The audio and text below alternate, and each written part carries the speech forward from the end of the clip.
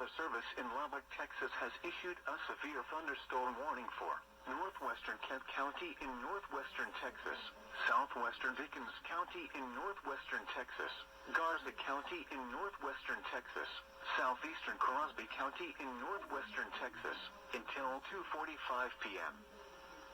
At 2:04 p.m., a severe thunderstorm was located near Post, moving northeast at 60 miles per hour. Hazard, 70 miles per hour wind gusts and quarter-size hail. At 1:52 p.m., a wind gust of 76 miles per hour was measured by the Graham Messinet. Source, radar indicated. Impact, hail damage to vehicles is expected.